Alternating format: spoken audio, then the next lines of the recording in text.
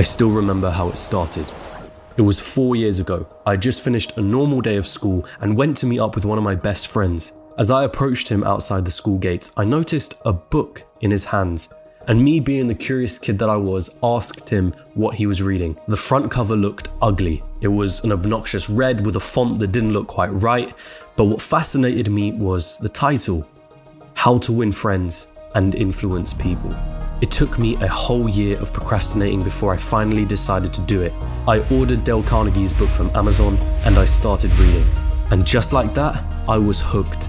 Self-development consumed me. I signed up to the local gym, I started paying attention to what I was eating, I started scheduling my days out, I started taking my passion for acting at the time more seriously. I read book after book after book. I followed all the gurus I was told to follow, meditating, taking cold showers, reading affirmations to myself, visualizing my goals. I read more, I exercised more, I hustled more. I felt more confident and motivated than I had ever felt before. This is it, I told myself, this is what my life had been missing. Everything was perfect.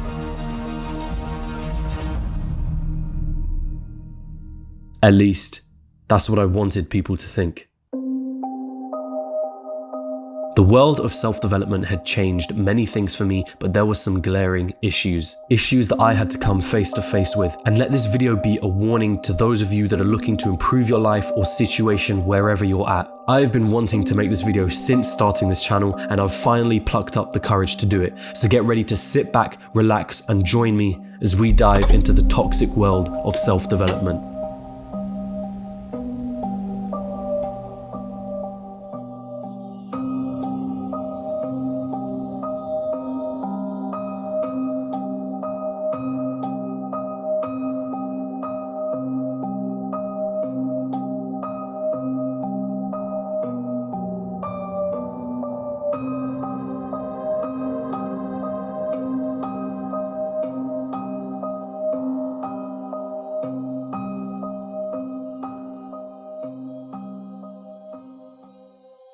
Hey, are you looking to improve your life? Do you want to change your current situation? Have you had enough of having enough? Do you want more happiness? Money? Do you want to be liked? Do you want people to notice you more? Hi. Hi.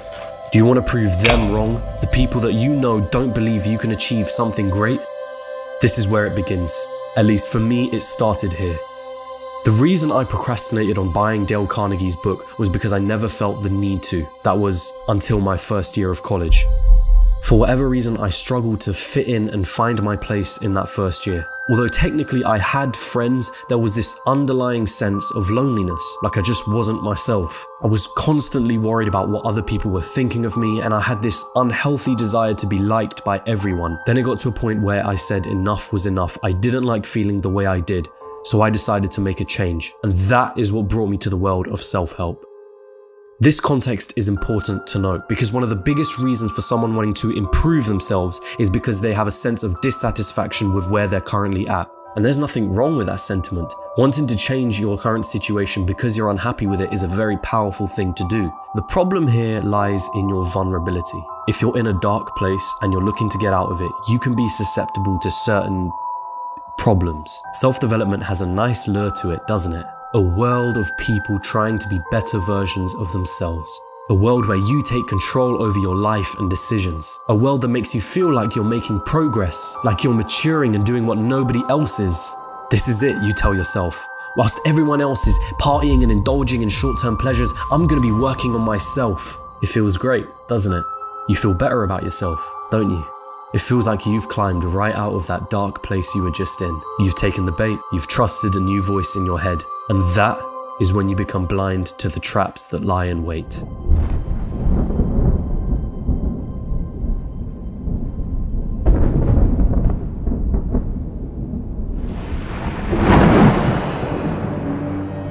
Self-help makes you feel good, there's no doubt about it. There's this amazing feeling of satisfaction that I felt after finishing the final page of every self-help book that I read. I had a rise in motivation. I felt like I had just completed the level of some video game and my character had just leveled up. You see, after every self-help book that you read, after every self-help video that you watch, there is a surge of dopamine that rises straight into your brain. That feeling of accomplishing something after reading each book made me feel incredible. And after finishing that self-help book, I would go straight onto Amazon and order a bunch of new ones. That cycle would repeat itself many times over. Buy a new book, feel a strong sense of motivation after reading it, and then buy another book, and on and on and on it went. If you still don't see the problem with what's going on here, let's take a look at the addictive side of dopamine. The reason anything becomes addictive is not because of the thing itself. The reason someone becomes addicted to a drug is not the drug, it's what the drug does to your brain. That rush of dopamine is what gets you hooked. And make no mistake, it is easy to get hooked to self-help. Whether orchestrated or not, the self-help world can put you under a massive illusion, the illusion of progress. After reading that book, you feel accomplished. After attending that seminar, you feel accomplished. After watching that self-help video, you feel accomplished. You feel like you've achieved something great and have done something really productive. That motivation lingers in your system, urging you to buy the next book, attend the next seminar, watch the next video. It's only when you take a second to pause and reflect when you realize nothing has changed. One of my favorite authors, MJ DeMarco, has a concept in his book called action faking, which is doing things that make you feel like you've accomplished something even though no actual progress has been made. It's that weird urge you get to clean your room when an important assignment is due. It's creating a schedule and then calling it a day's work once you're finished. It's reading about business but never actually starting one. It's buying the business cards instead of actually picking up the phone and making a sale. Action faking is an even more lethal form of procrastination because you're tricking yourself into thinking that you're actually making progress. So let this be your first warning. You don't need to read every self-help book out there, or attend every seminar, or buy every online course, or listen to every business podcast. There's a time when you're doing too much consuming and the action that needs to be taken is postponed. This is the first trap that so many people get themselves into, and it has dramatic consequences at the end of it all. An empty wallet, a whole bunch of temporary motivation, and a gut-wrenching realization in the back of your mind that knows you haven't achieved anything yet. You haven't made any progress. You only got better at convincing yourself that you did. But behind this self-help addiction is something more sinister. Because on the back of your constant purchases and your constant chasing of motivation, someone is profiting, someone is winning. Question is, who?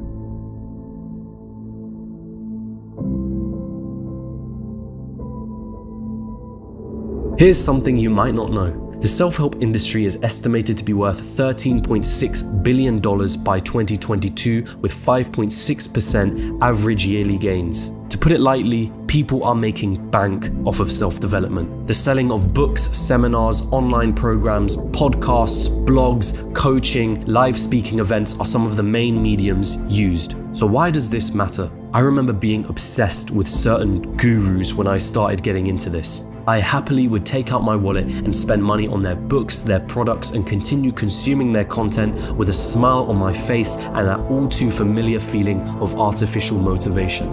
The thing is, I never questioned their motives. I saw the self-development world as a secret community that I was a part of, a community of other individuals looking to better themselves. Sure, these gurus were making money, but they were providing so much value in return. They were trying to make my life better, right? Pause.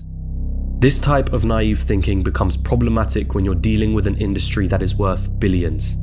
You are more profitable to the self-help industry unhappy and discontent than you are happy and fulfilled. Remember when we talked about how you have to come from a place of being dissatisfied with yourself in order to want to improve your life? Well, the business of self-help knows that. In fact, they rely on that feeling of inadequacy to pull you in. Oh, and they're very aware of how addicting self-help can be.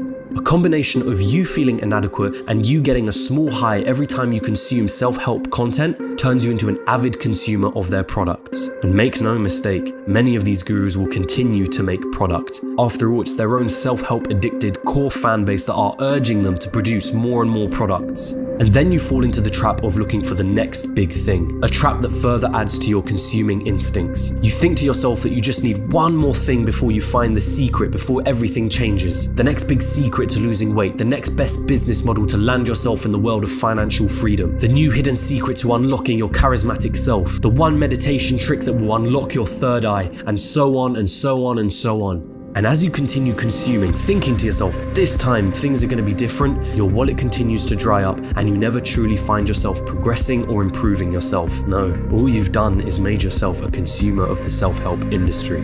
So here's your next warning. The self-help industry is a huge business, and it is reliant on you not being content for you to continue consuming the goods and services that it produces. Be careful.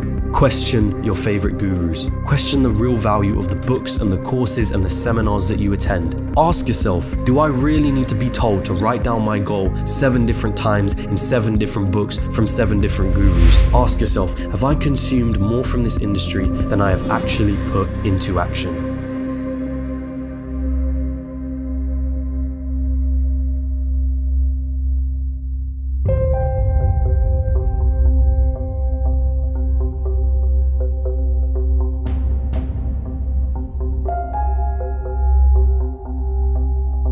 I felt amazing after that first year of discovering self-help. The amount of confidence that I had in myself skyrocketed. I was happier than I had ever been.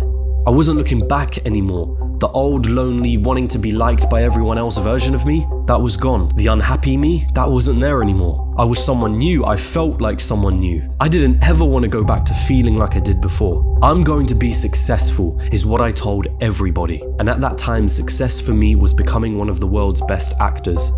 But of course, this is never how reality plays out.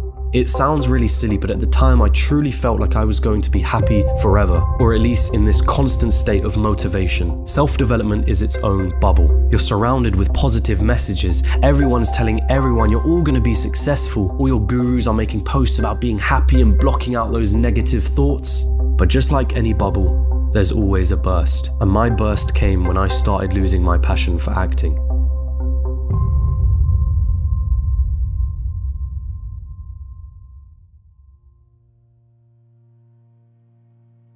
In that moment, it seemed like my whole world was turning upside down.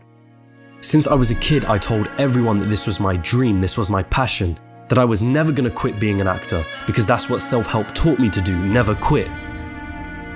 I had made myself out to be this person who was destined to be successful, someone who had all their shit together, and now, as my passion began to falter, I was left with this deep sense of dread and doubt. And I never said a word to anyone, not for a long time. I tried to convince myself that I wasn't losing my passion, that I had everything in check as I always had, that nothing had changed. Why, you might ask? Because in this bubble of self-development, surrounded by positive messages, I was made to believe that negative thoughts about quitting were wrong. And even worse, I felt like if I accepted those feelings of unhappiness with what I was doing, I would go back to being the old version of me, the version of me before self-help. It took me a whole year of inner self-talk and debate until I finally realized I had to come to terms with quitting. And I had to accept a truth that the world of self-development was trying to hide from me. There will always be struggle, and that's okay. It's okay to not be okay. Amidst this sea of people spouting the same positive, optimistic, good vibes messages, I realized that the actual meaningful things are created through struggle.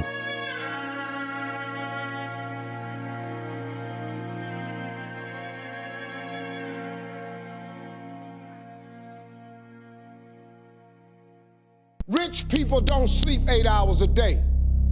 That's a third of your life. If you want it, if you want this, it's work.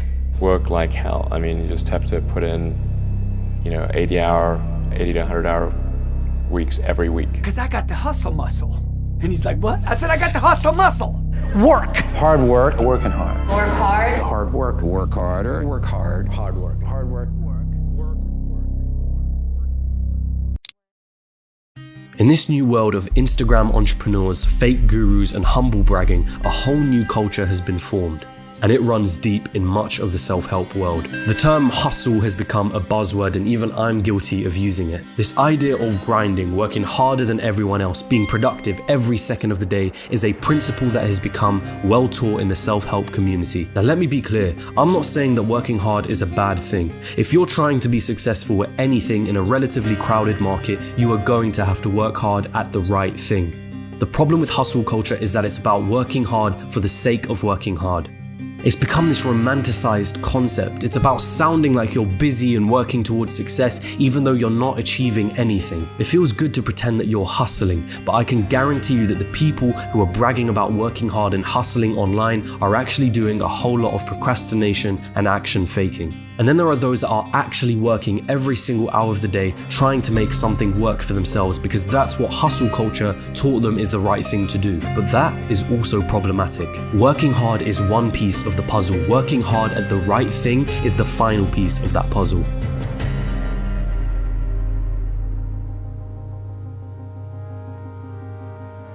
There are two immediate problems with working hard 24/7 that I have found. The first is being at risk of burnout, a state of emotional, physical, and mental exhaustion caused by excessive, prolonged stress. The second is working hard at the wrong thing. You could have a fitness blog and be working on that 24/7, updating it with new posts, but the chances of you actually getting somewhere are very slim. There are thousands of fitness blogs out there. It would be really difficult for you to find your own unique selling point. That blog isn't solving any real problems, and if you had just taken the time out of your hustling to reflect on your strategy, you would have noticed that sooner. But instead you continue to work hard thinking that that is all you need to be successful. Once more, the darker sides of the self-help industry revolve around casting a shadow over your eyes, making you feel as though you've accomplished something when you actually haven't, keeping you hooked to the next product and the next product, or in the case of hustling, keeping you attached to the idea that advice like working hard encompasses everything it takes to be successful. It doesn't. It's a facade,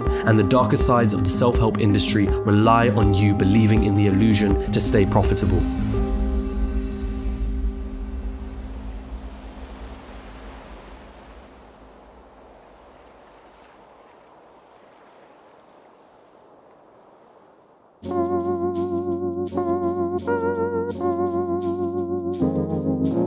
I realize that this video has probably left some of you feeling a little confused about what you should do and what advice you should listen to. I obviously don't have all the answers, but I can say that the things that have genuinely helped me out in my life so far are going to the gym and eating healthier, going to bed earlier and waking up earlier, writing my goals down for the week, the month, or the year, but with an understanding that these things may or may not change over time, meditating, and reading books that are actually practical and help me out with whatever situation I'm facing. Hands down, two of the greatest books that I've ever read are The Power of Now by Eckhart Tolle and Unscripted by MJ DeMarco. With both of those books, I never felt like they were trying to get me hooked to a product or that they were just trying to give me a sense of artificial motivation. But with all that being said, let this video be a warning for the traps that might lie in wait if you do decide to get into the self-help industry. And if you do decide to make that decision and go through that journey, just make sure not to fall into the same traps that I did.